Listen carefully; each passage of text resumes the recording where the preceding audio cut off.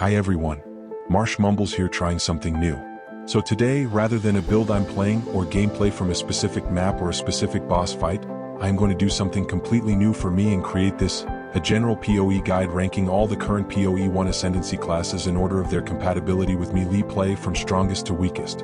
I am mostly ranking them on survivability and ease of play for new players, but the ability to do exceptional melee damage is also a factor that I will take into account.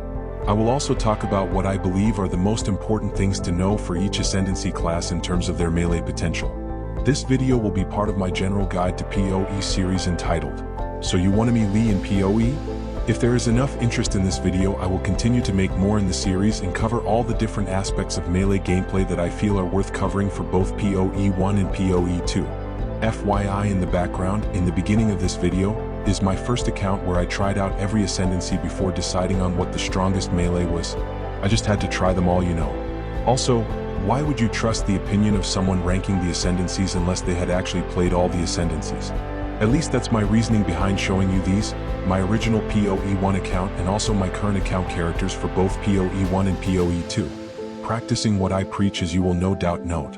Perhaps I will discuss all of my current character builds one day. We will see.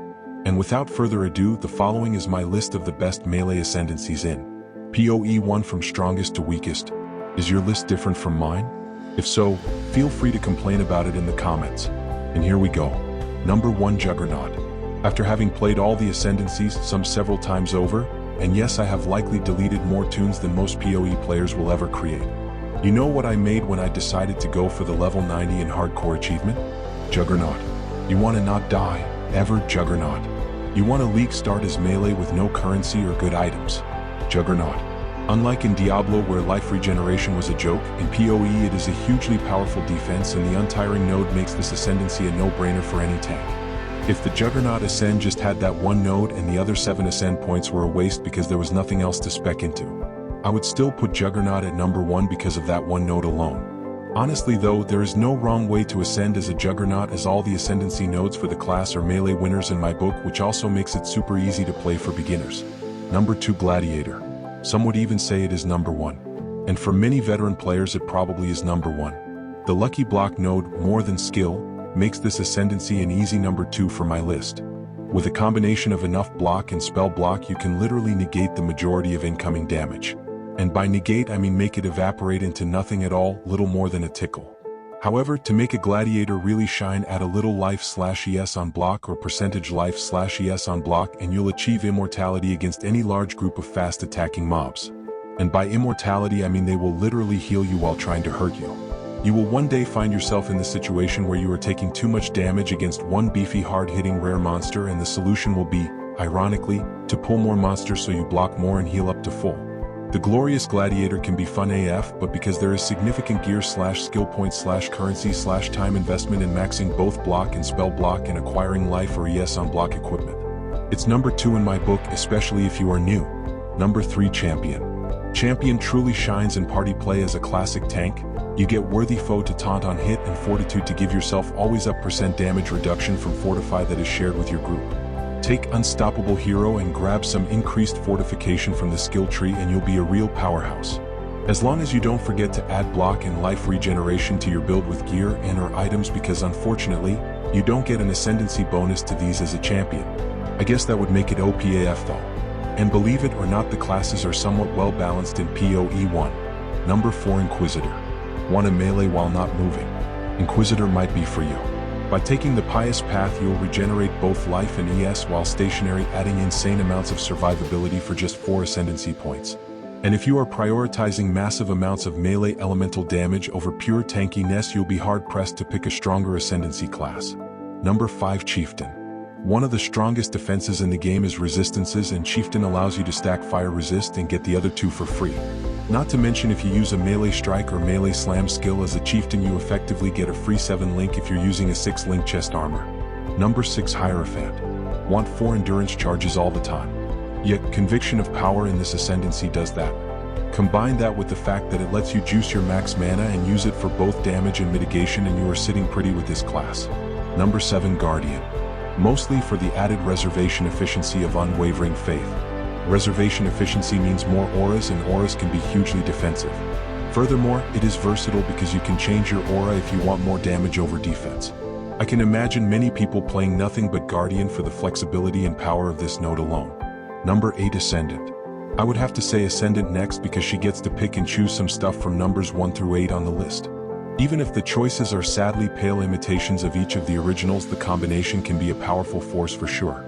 9 Slayer because you not only buff your life leech with endless hunger but can allocate masterful form, so by stacking frenzy for attack speed / damage, which further enhances your ability to sustain max leech, you simultaneously boost your endurance charges, and endurance charges are a very necessary defense. In fact, I think they may be one of the only significant defenses against ground-based AoE physical damage over time effects that don't fall under the category of a bleed and totally ignore damage reduction from standard armor. 10 Berserker.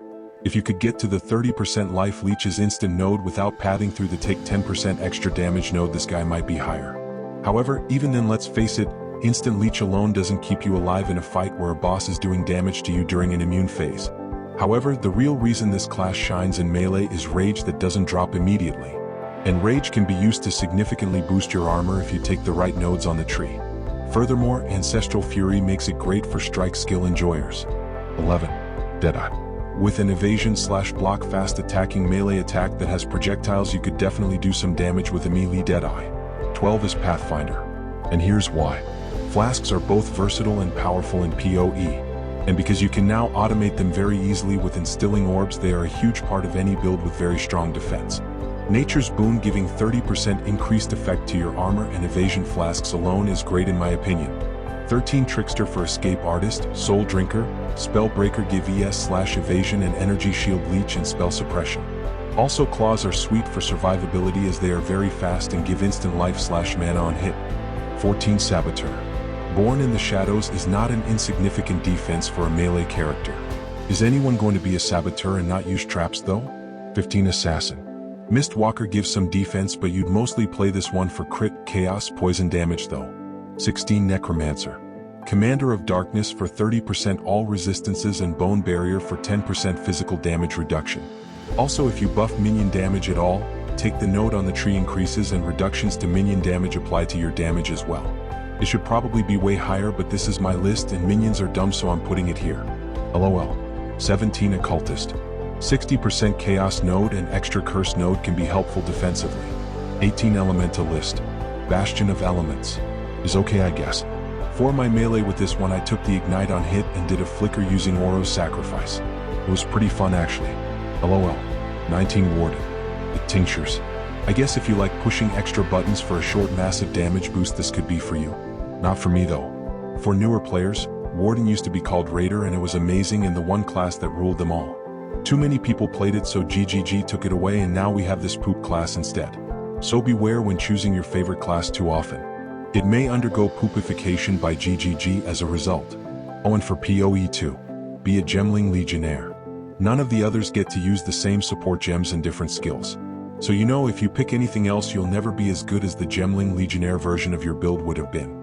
It might be less poopy when there are like 40 times as many support gems as there are right now, if they are even planning that many, but right now there's only one viable class in my opinion, and it is Gemling.